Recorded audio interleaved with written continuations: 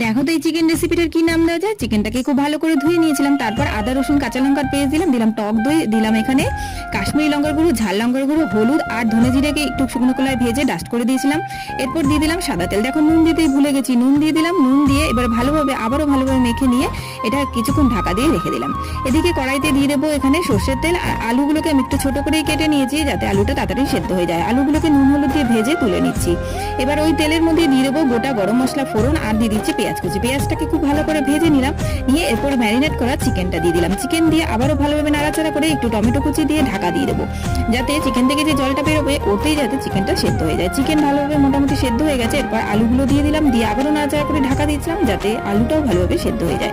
Chicken আলু দিকে সেদ্ধ হয়ে গেলে পরে আমি এখানে দিয়ে দেবো একটা পেস্ট, যেটা কাজু বাদাম আর চাল মগজ, যেটা আমি একটু জল দিয়ে বেটে রেখেছিলাম। দিয়ে দিলাম এখানে কাঁচা লঙ্কা দুটো চেরা আর একটু কাসুরি মেথি দিয়ে আবারও ফুটিয়ে নিলাম। নামানোর আগে একটু কাসুরি মেথি দিয়ে এটা নামিয়ে নিলাম।